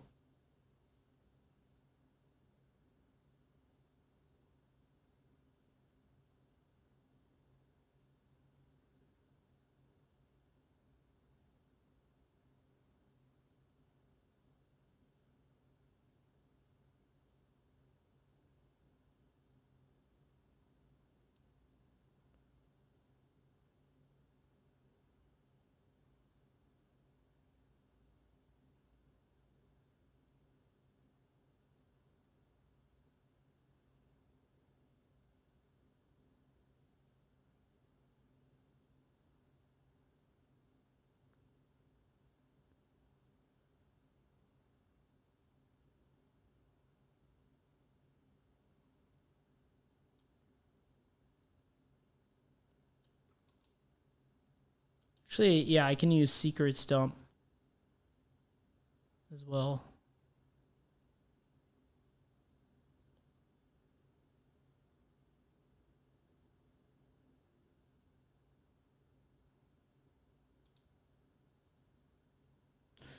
So this data we are downloading has the hashes. Yes, we are actually dumping the credential database of Active Directory. These are where the actual credentials live. Now, the thing is about the SAM in the system, one of the two, maybe both of them, I don't remember off the top of my head, but I know at least one of them is not even accessible while the system is running. The only reason that we're able to access this is because of the backups thing. So typically you can't access these directly while the system is running. It will be locked.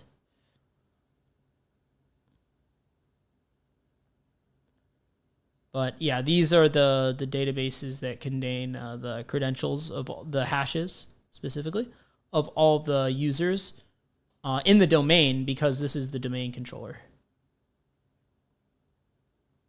On a just regular Windows system, it would be local users. Because we have the domain controller, we have both local users and domain users. So basically all the users. Because yeah, that's why they say the domain controller is a tier 0 asset, meaning that it's like the most critical.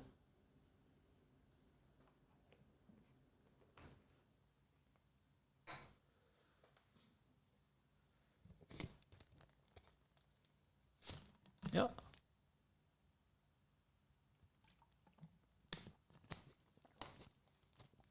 All right, let's see. Still only a little over halfway.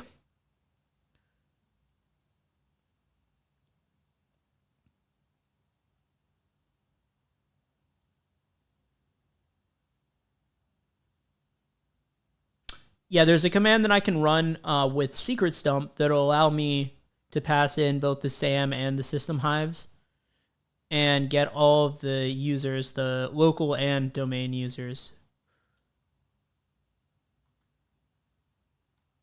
Because if I just get if I just extract from the,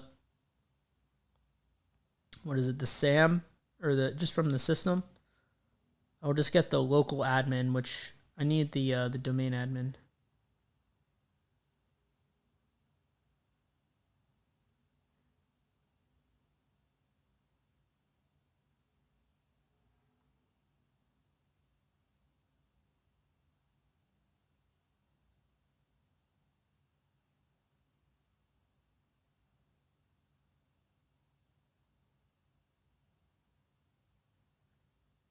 Because one thing that's confusing about the domain administrator, there is a local, there's a local version and a domain version of that. If I just dump the system hive, I'll get the local one, which actually is not able to log in. It is not authorized to remote in to the domain controller. So meaning that if I get the local administrator account for the domain controller, I cannot WinRM in with that account because it's not allowed to, is not authorized to. So I have to make sure that I dump both the SAM and the system hives so I can get the domain admin account instead, which is authorized to remote in through PS remoting to the domain controller. But yeah, we'll be able to do that no problem because we have both of these hives, or we will here in however long this takes.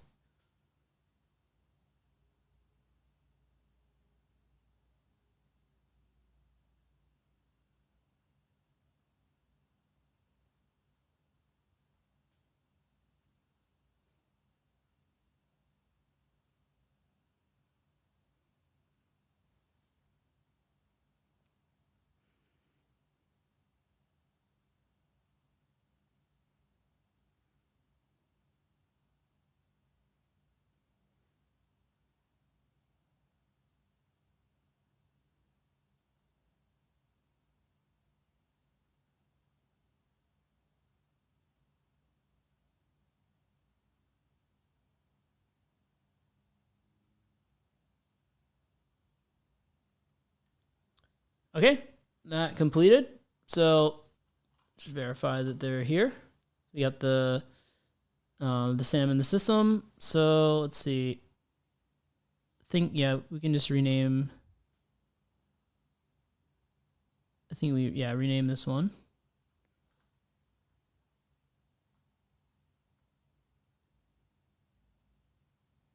One sec.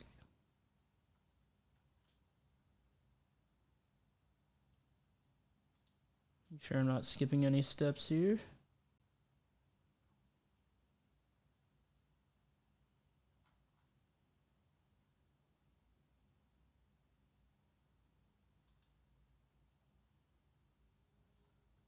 Right.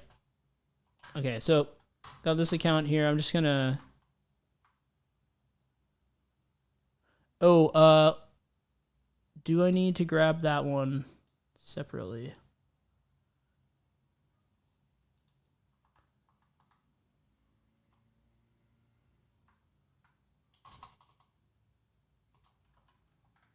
I think this one is smaller.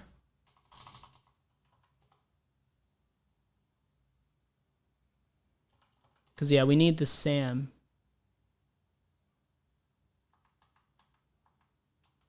If I'm not mistaken, this one's a smaller size. Oh, I mean, I guess I could see it, right? Yeah, this one is smaller. There we go. That one didn't take too long. Okay, now we have all three of these files here. So you run this, and we should be able to dump the creds. Yeah, there we go. You can see it on the screen here. So these are the hashes to all the accounts.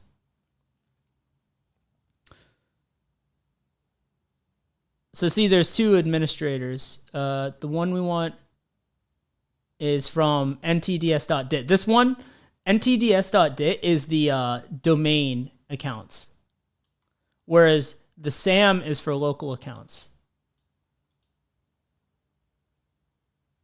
So we can grab this. And actually, the beauty of Active Directory is that we don't even need to crack any of these hashes. I mean, we could try to crack them offline, but we don't actually need to. And the reason that we don't need to is because of something called pass the hash, which is just how Active Directory works. So with pass the hash, we can quite honestly just log in using nothing but the hashes of the accounts. So you gotta specify, I think, tag capital H for hash. This is administrator. And then the IP address, which I can get from over here somewhere.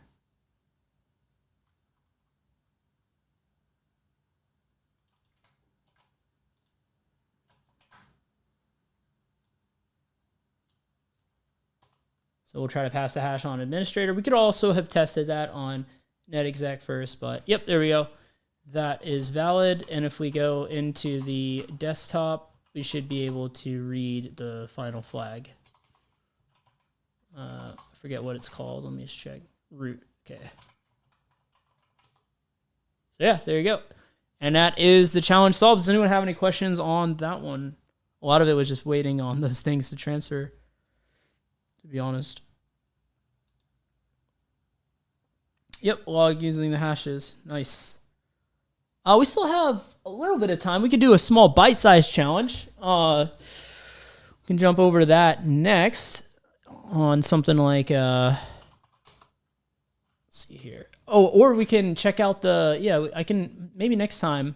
Next time, what I'll do is this. I'm going to stream again, maybe on Tuesday.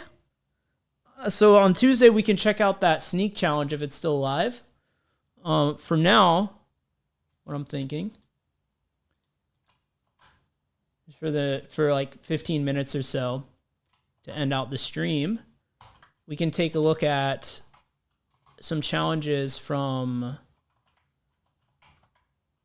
a repository called Nightmare. So there's this one here by Guy in a Tuxedo called Nightmare. Let's see, Nightmare Guy in a Tuxedo. So this repository here has a bunch of different binary exploitation challenges. It's a collection of a bunch of different CTFs and things like that. And that cover anything from like basic reversing and assembly to stack-based buffer overflows, format string abuse, all kinds of different ones, bypassing different mitigations and stuff like that.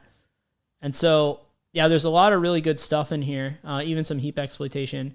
We could start off with something pretty, fairly simple. Some of these are a little bit older, so there's actually an even newer repository called New Nightmare that includes some of them, not all of them, because I think some of the binaries are not easily exploitable anymore in the current version of x64.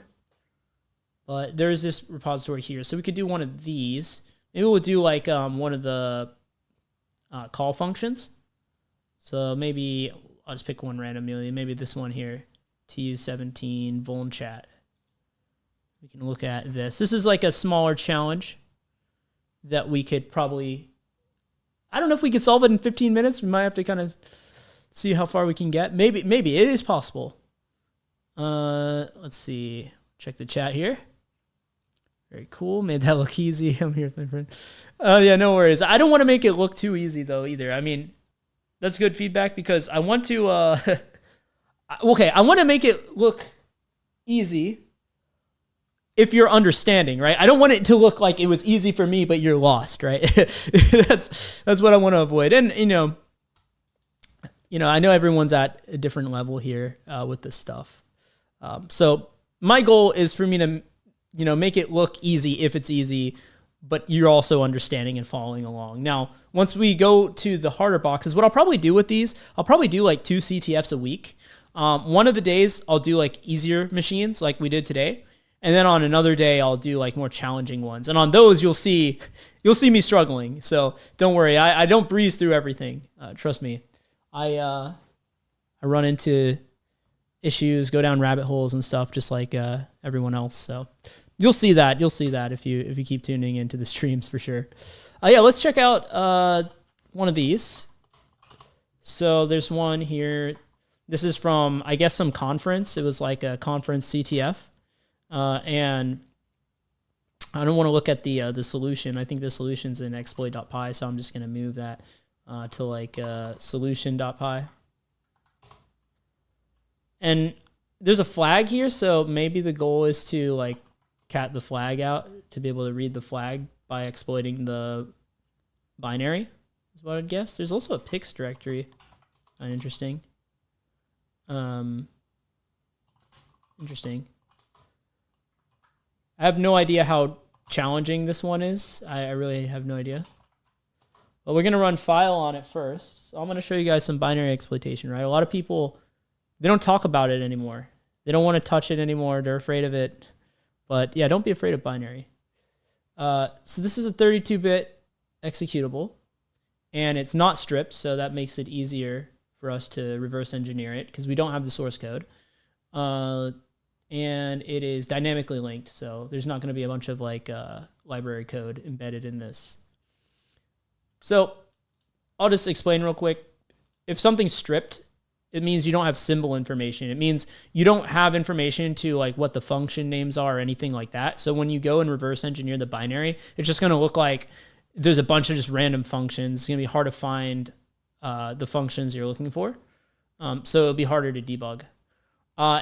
And this is dynamically linked, which is pretty common. If it was statically linked, which is pretty common for CTFs, that means that it is compiled with the entire C library and all of the library code inside there. So when you go and reverse engineer a static binary, it's going to be like there's a ton of functions in there, and you're going to have to figure out what's library code and what's like custom code. But that's not the case on this one. So this is looking like it's a more simple binary. We can run checksec and see like what are the security protections on this as well. So if we look at checksec vuln chat, and it's annoying. I need to set this up in a virtual environment. Let me just set that up real quick. 1 second here.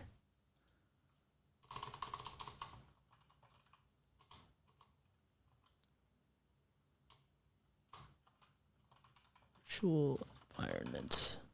Checking my notes for how to do this. I always forget this stupid Python stuff. Okay, Python virtual environments. Create a virtual environment. Okay. Install my library. Pwn tools.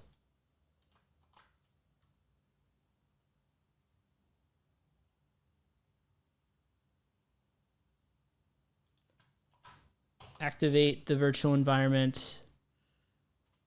And I don't think that copied. 1 second. There we go. Now it's active. Now I should be able to use checksec to see the protections. So, okay, we have NX enabled, meaning that the stack is not executable. So that's really going to influence how we go about trying to exploit this thing if we find a vulnerability like a memory corruption. No pi. So the function addresses will remain the same each time we run it. And no stack canary.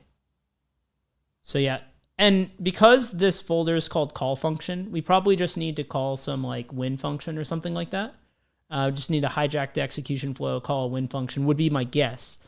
Now, the next thing we can do is run strings on the binary to see if we can get any useful information there from the strings. This is probably like something that's going to prompt us with. It's going to prompt us for a username and then say welcome and whatever name we type. And then I have information. Do you know how I can trust you? I guess it's looking for a specific value. Let's just run it and see what it looks like. So yeah, prompts us for a username, connecting, information, just type something random, and it says that's not good enough. Well, we can try to figure out what it's looking for. If we L-trace it, we might actually see what it's checking against. Let's just L-trace this. We can see like the library tracing, like what it's... how can I trust you? Printf, scanf. Let's see if we see any kind of comparison here. Test. Let's see, is it... I'm looking for some value. I see like these here. I don't know. I don't think that's it. It's going to be easier once we go and actually reverse engineer this. So we can do that here in a sec. Let me just bring up the chat real quick. How'd you download the challenge? I just git cloned the repository. So I went here, specifically right here, copy this, git clone, and that created this folder for me, New Nightmare. So yeah, that one's pretty simple to download. All right, so let's dive a little deeper on this. Let's start debugging this. So I'm going to run this in a debugger now that we have the lay of the land with this. So let's look at the functions, info functions. And let's see, a main function, a print flag function. That's probably what we want to call. Right? Let's just take a look at the main function and see like what it's doing. So the main function is going to, let's see here. It's gonna print, do puts print to the screen like that, that banner message, right? And then it's going to use scanf to take our user input, and then it's gonna print hello and then our name, and then it's gonna sleep for a minute, and then it's going to put the next message on the screen, which is like the Jin has entered the chat or whatever. And then the next puts is asking what's the secret. And then there's a printf call here. Let's see, is there a comparison? That's what I'm looking for. There should be like a compare instruction or something. I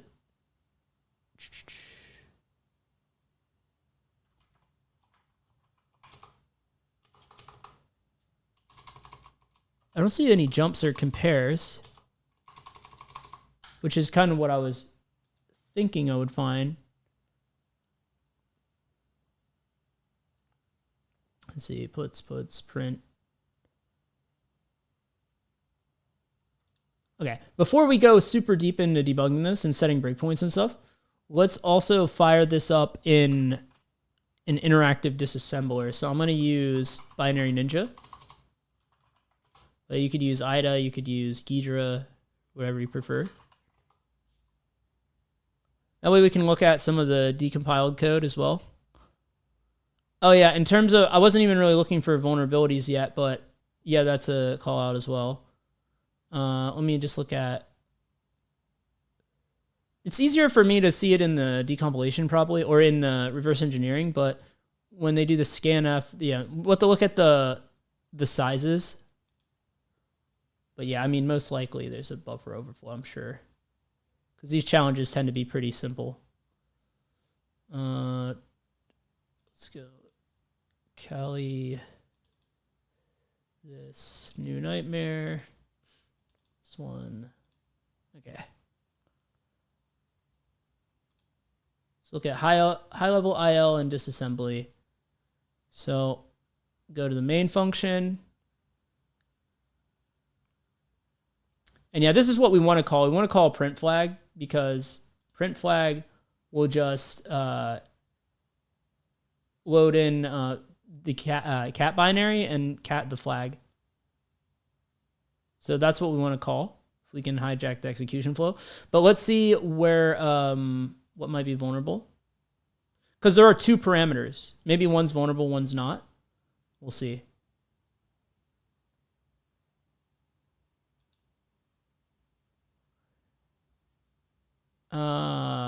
Yeah, there is no comparison or anything like that. He just always says, sorry, that's not good enough. So this is even more simple than that. There is no like special value that it's looking for. And I guess that's why when we L traced it, we didn't see any kind of value that it was comparing to. But if we look at the sizes of the stuff, right? So we got a couple things here, right? Where's that scanf call? Enter your username. strn copy. Yeah, right here. So if we look at the stack, this is var1d.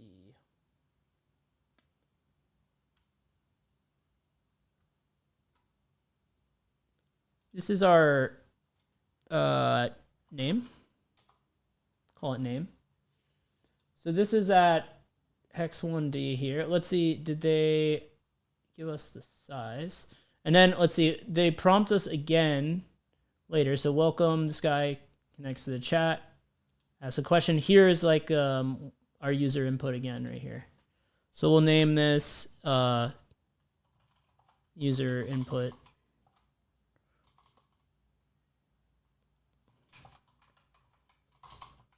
Or something.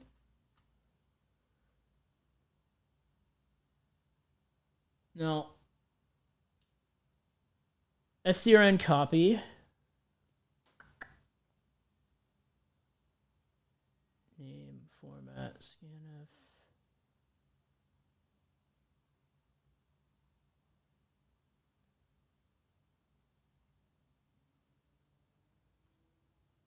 Oh, here we go. Here's a size, set buff. Size 14.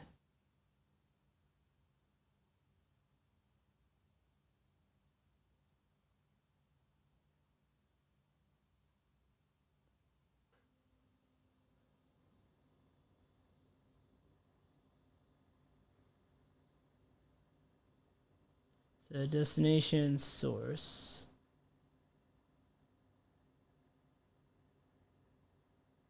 Format.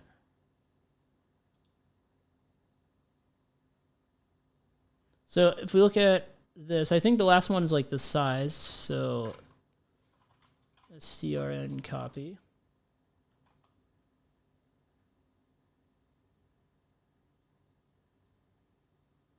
Yeah, destination, source, and size.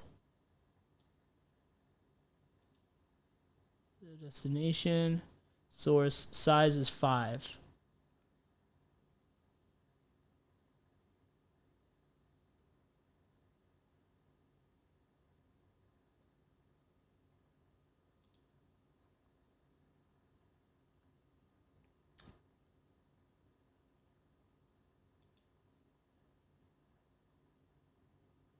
So we can try, if we like start putting in a bunch of data on these, let's see, where are we at here?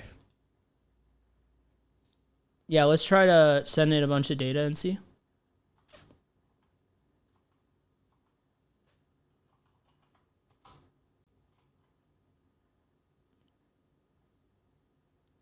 For username, we got a couple parameters. So yeah, we did segfault that. I'm kind of curious if we just enter something normal here and then enter in a bunch of data here. Yeah, so this one is actually, there's proper bounds checking, I think. On the second one, it's the first parameter that appears to be vulnerable. Just to confirm that. Yeah, so this one's fine. It's that first parameter. So it's this one here. So if we look at the stack on this, we see hex 31. So what we can do, and here's a little trick. You don't have to do all this fuzzing crap that you see like people say in tutorials. Typically, you can actually just look up what this is. So this is 49. So most likely in 49 bytes. So it does depend, like, based on that, we might actually have to fuzz this one in this case. Because it depends on, like, the mismatch between the buffers here. But a lot of times you can go off of this value, right? So we got 49. So we do, like, Python, let's see, Python CA, print, like, 49 A's plus, like, 4 B's or something. And then like maybe 16 C's. And we send that as input. We'll check the state of the registers when we crash this thing. So run the program. Username, I'm just going to put this. And it should crash the program, segfault. And if we look at the state of the registers, look at the EIP register. And yeah, so in this case, I think it's because of the size, like the size difference. We might actually need to. It might just be easier just to fuzz this one. But a lot of times you can actually read off that stack value, and there is a way to calculate it off of the reverse engineering where you don't actually have to fuzz it. But if we do want to fuzz it, we can use pattern create, say like 100 or something. Just grab this value here, run the program, feed this in, and then we get the crash, and you can check the state of the registers. So the EIP register should hold the value of where we're at. This doesn't look like it was part of the input.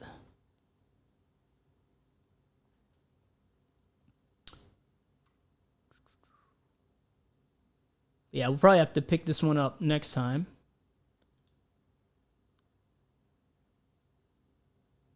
We'll have to, because what we need to figure out now, we crashed the program, right? So we overwrote the return pointer. I guess I'll conclude with this. What we're trying to do right now is we're trying to figure out why am I not solving sneak? Because I didn't sign up for that yet. And because we didn't have a lot of time, I just wanted to do something that we could do quickly, like in 10, 15 minutes, at least make some progress on, rather than spending time registering and then starting like a challenge on there. But I'll do the sneak one next time. If it's still up, I'll do it on Tuesday. So we can do that. But yeah, basically what happens here, right? So we segfault, we crash the program. And the reason that it crashes, it tells you right here, because it's trying to go to this address, but this is not a valid memory address. So like if we try to examine this, well, in this case it is, but it can't actually, I don't think it can actually execute this. Wait, where is it? Right here? Actually, no, right here. Yeah, right here. So it tries to go here and it's not able to, so it crashes. So the way that programs work is that whenever you call a function, it will push the return pointer onto the stack of where it should go when that function finishes. So like, let's say you write a program, you have a main function, and then you have like some function that you call. Right before it calls that function, it's going to push onto the stack where in the main function it needs to return to. So that's how your program knows that after this function finishes executing, resume execution right here in the main function rather than it just like starting over, right? But if you can overflow the stack, you can overwrite that return pointer. So it instead tries to return somewhere else. You know, now as the attacker, we would like that somewhere else to be like our shellcode or some kind of gadget that's useful for us or whatever. So basically what we're trying to do now is we've crashed the program. So we've messed with that return pointer. Now we want to figure out how many bytes do we need to send to the program to where we can then overwrite where that return pointer is. And so if we can do that, then we can overwrite the return pointer in this challenge specifically with the memory address of that function that will read the flag. So that's basically what we're trying to do. We're trying to find, okay, how many bytes do we need to send the program so that we can overwrite that return pointer, and then we will replace the return pointer with the memory address of that function that reads the flag. So then when it runs it, we can get it to run a function that, even though the function exists in the program, was never called, right?